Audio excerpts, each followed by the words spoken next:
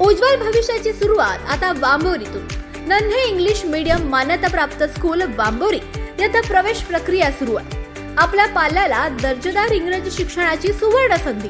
तसंच संस्थेत शिक्षक भरती सुरू असून अनुभवी उमेदवारांना विशेष प्राधान्य. कर्मचाऱ्यांच्या मुलांना मोफत शिक्षण. संस्थेत ड्रायव्हर भरतीही सुरू आहे.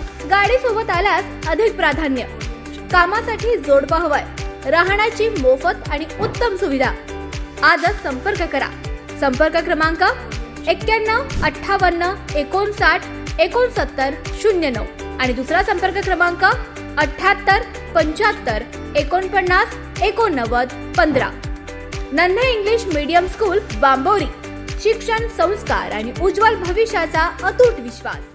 राहुरी तालुक्यातील देवळाली प्रवरा येथील महावितरण कार्यालयात आज सोमवारी सकाळी शेतकऱ्यांनी आक्रमक भूमिका घेत ठिय्या आंदोलन सुरू केलं.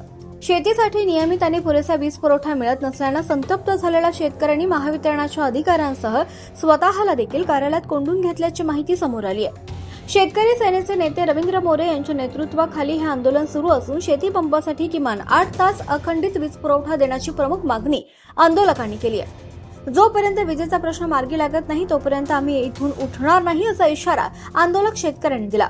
सध्या परिसरात पावसाची अनिश्चितता कायम असताना शेती पिकांना पाणी देण्यासाठी वीज अत्यावश्यक आहे.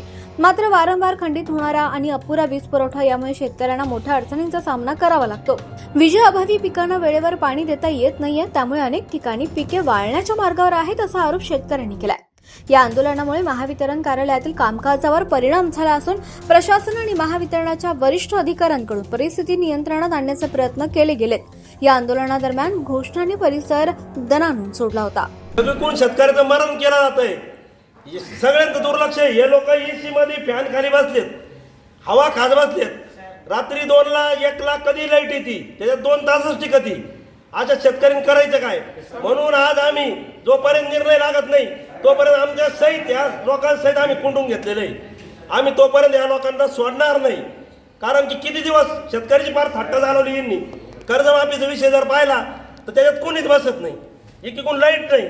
आपल्या शेतीमालाला बाजारभाव जर मिळायला लागला तर तिथं ना समजा का बाकीच्या गोष्टी आयात करायच्या, निर्यात थांबवायची, साखरेची निर्यात थांबवायची, पैसे आणायचे कुठून? एक तर शेतकऱ्याला नाही तर एक तर फाशी घ्यावं लागत. दुसरी फाशी घेतल्याशिवाय पर्याय नाही.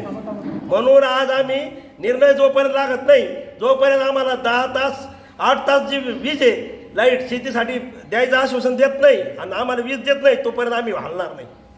आता हे आंदोलन सौम्य पद्धतीचं आहे. नक्षलवादाच्या भूमिकेत हे असं जर चाललं ना, शेतकरी नक्षलवादीच्या भूमिकेत उद्याच्या काळात पुढे येईल. बंदुका घेईन शेतकरी. कारण त्याला जर समजा त्याच्या पोटात आग पडायला लागलं तो काय करेल?